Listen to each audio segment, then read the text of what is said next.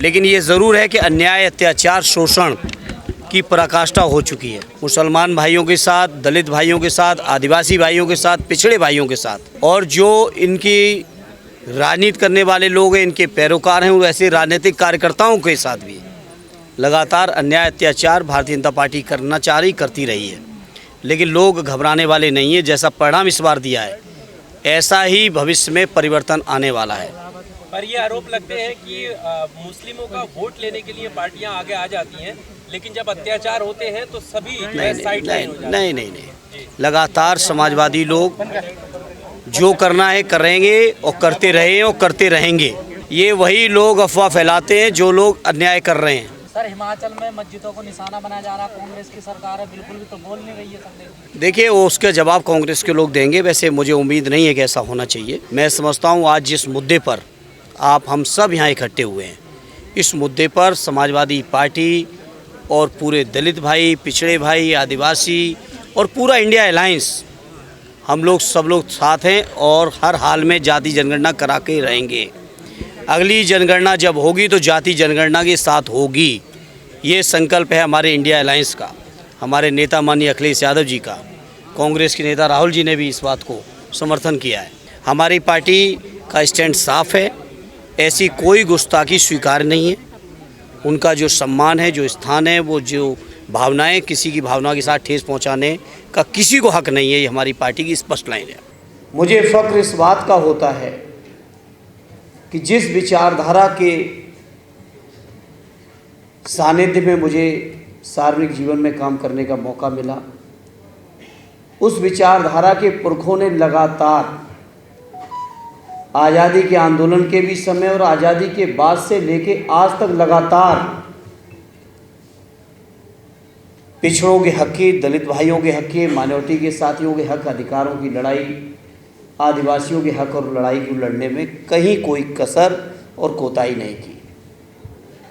साथ ही रतनलाल जी जैसे जहाँ लोग हों, निश्चित तौर पे लगातार हर मूवमेंट, हर विचारधारा या राजनीति करने वाले लोगों के सामने हर नए दिन बेहतर से बेहतर करने का एक स्कोप बना रहता है। और मैं समझता हूँ जितनी बातें यहाँ के वक्ता साथियों ने चर्चा की, मैं कोशिश करूँगा, और मैं ही क्या कोशिश करूँगा, हमारे नेता माननीय अखिलेश यादव जी लगातार कोशिश कर रहे हैं कि आप लोगों की इस उम्मीदों को हम लोग राजनीतिक तौर पर पूरा कर सकें। ये मैं इस हॉल में उपस्थित सभी लोगों को विश्वास और भरोसा दिलाऊंगा। मुझे याद है, प्रोफेसर रतनलाल जी को भी याद होगा, सुधांशु जी को याद होगा, लक्ष्मण भाई भी थे,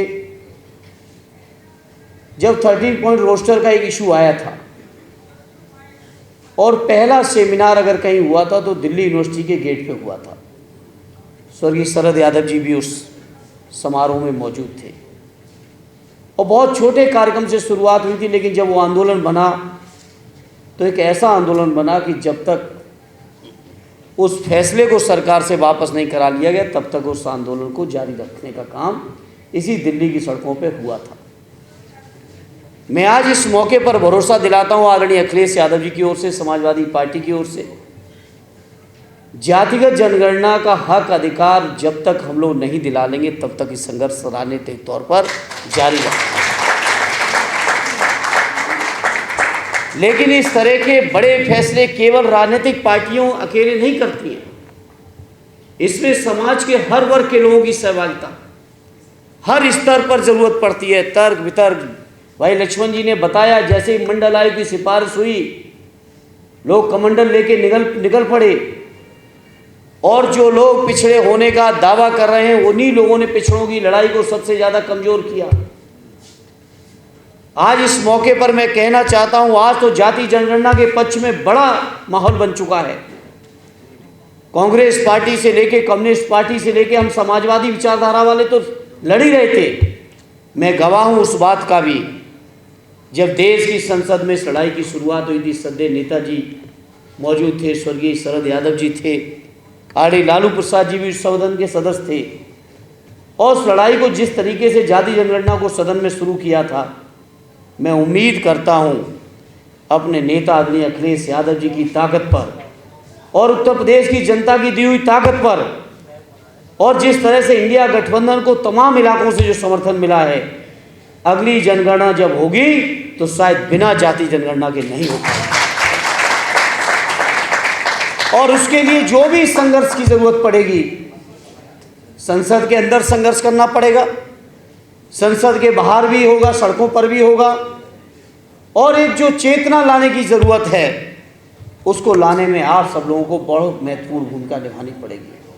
सत्य नेताजी कहते थे, कई मुद्दे ऐसे होते हैं जिन मुद्दों पर जब राजनीतिक लोग केवल अगर बहस और चर्चा छेड़ते हैं तो दूसरे तरीके से लोग उसको, उन बातों को घुमाने का प्रयास करते हैं। लेकिन जब समाज का बुद्धिजीवी जिस मुद्दे पर निकल पड़ता है और राजनीतिक ताकतें, तब निश्चित तौर पे व्यापक सफलता पा जाती हैं। इसलिए यहाँ मैं बैठे हुए सभी बुद्धिजीवी साथियों से कहूँगा, ये केवल समाजवादी पार्टी माननीय अखिलेश यादव जी या कुछ सामाजिक पार्टियों की जिम्मेदारी नहीं है, ये जिम्मेदारी आप सबकी बनती है।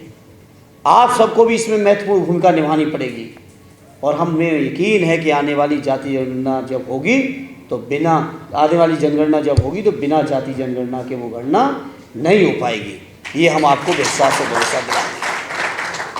साथियों, इलाहाबाद विश्वविद्यालय में पढ़े लक्ष्मण जी हमारे बाद पहुंचे थे। हमने देखा है किस किस तरीके से हथकंडे होते हैं, किस किस तरीके से अन्याय अत्याचार होता है, चाहे वो 30 पॉइंट के माध्यम से पूरे के पूरे हायर एजुकेशन में दलित, पिछड़े और ओबीसी जातियों के, आदिवासी भाइयों के, माइनॉरिटी के लोगों के गर्दन काटने का जो इंतजाम हुआ था वो हमसे आपसे किसी से छुपा नहीं साथियों। लेकिन मैं कह सकता हूं साथियों, चर्चा विशेष तौर पर केवल शिक्षण संस्थाओं तक सीमित रह जाती है दिल्ली के आंदोलनों की। रतन लाल जी, मैं आपसे कहूंगा इसमें सुधार करिएगा। केवल शिक्षण संस्थाओं में या शिक्षा विभाग तक ये चर्चा सीमित न रह जाए, क्योंकि आज देश के किसी भी विभाग को उठा लोगे तो हर विभाग में अन्याय, अत्याचार और शोषण लगातार हो रहे हैं साथियों। हर शोषण के खिलाफ हमें और आपको लड़ना पड़ेगा, क्योंकि आज केंद्र की सरकार हो, प्रांतों की सरकारें हो, कुछ चुनिंदा सरकारों की बात में नहीं करता, अधिकांश सरकारें आज प्रांतों में भी ऐसी बैठी हुई हैं। केंद्र की तो बैठी है, जो कैसे आरक्षण के हक को खत्म किया जाए, कैसे मंडल आयोग की मूल भावना को खत्म कर दिया जाए, इस बात के लिए लगातार षड्यंत्र हो रहे हैं। आज ये क्या है एनएफएस, नॉट फाउंड सुटेबल, बताओ क्या है, क्या है बताओ, लेटरल एंट्री, किस तरीके से कमीशन काम कर रहे हैं। मैंने तो कई बार सदन के अंदर भी कहा और आज इस मंच से भी कह रहा हूं, मैं जानता हूं कि जो आयोगों में हमारे अभ्यर्थी जाते हैं, इस वर्ग के लोगों के, ओबीसी, एससी, एसटी और माइनॉरिटी के, उनके साथ भी कितना सौतेला व्यवहार हो रहा है कि ये किसी से छुपा नहीं है साथियों। ये लड़ाई को व्यापक लड़ाई मान के, निश्चित तौर पर इस लड़ाई का अगर कोई पहला टूल है तो जाति जनगणना है। आरडी अखिलेश यादव जी ने कई मौकों पर कहा कि देश के अंदर जाति जनगणना कर लो और 100% आरक्षण कर दो, जिसकी जितना भी संख्या है उतनी ही सबको आरक्षण दे दो, जिससे किसी भी कोई ये कहने का हक और अधिकार ना बचे कि हमारे साथ अन्याय हो रहा है। हम पिछड़े वर्ग के लोग, हम दलित वर्ग के लोग, हम आदिवासी लोग, हम लोग बड़े दिल के लोग हैं। हम नहीं चाहते किसी के साथ अन्याय करना, हम नहीं चाहते किसी के साथ सौतेला व्यवहार करना, लेकिन हम ये ज़रूर चाहते हैं कि देश के जो इतना बड़ा वर्ग है, इस वर्ग का भी न्याय, हक और अधिकार पूरी तरह से मिलना चाहिए। ये हम ज़रूर चाहते हैं साथियों।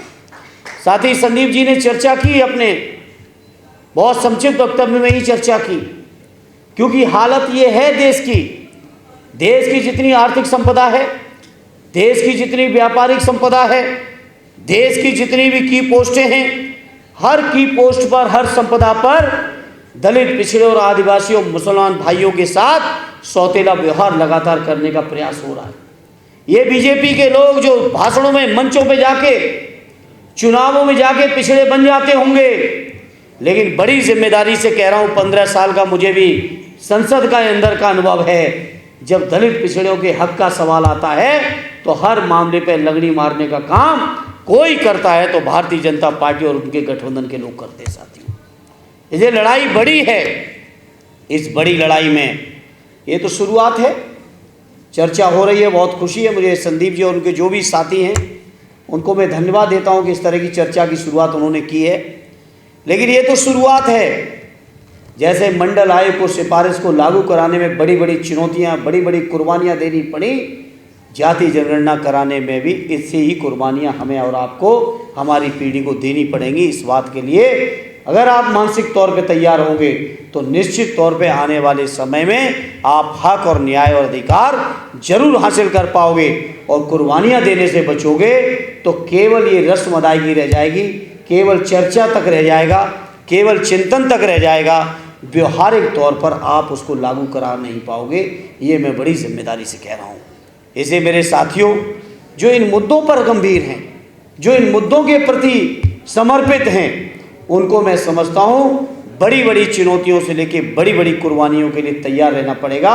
तो निश्चित तौर पे ये परिवर्तन ज़रूर आएगा, ये हम आपको विश्वास दिलाते हैं। क्योंकि मैं समाजवादी पार्टी के जिम्मेदार कार्यकर्ता के नाते, माननीय अखिलेश यादव जी के सिपाही के नाते, सदैव नेताजी के अनुयायी के नाते एक बात का मैं आपको ज़रूर विश्वास दिलाना चाहता हूँ कि जब भी ये मौके आएंगे सदन में, आपकी मजबूत आवाज़ बनने का कोई भी मौका मैं छोड़ूंगा नहीं। ये मैं आपको सबको विश्वास है और भरोसा दिलाता हूँ। जब हमारी पार्टी की संख्या बहुत कम थी, केवल 5 ही सदस्य लोग थे हम लोग, उस समय भी आपकी आवाज़ को दबने नहीं दिया। अब तो बहुत बड़ी ताकत आप सबके आशीर्वाद से है। हाँ, नंबर 3 की भी है और संख्या के लिहाज से भी बहुत बड़ी ताकत है। और आदरणीय माननीय अखिलेश यादव जी का शानदार नेतृत्व है।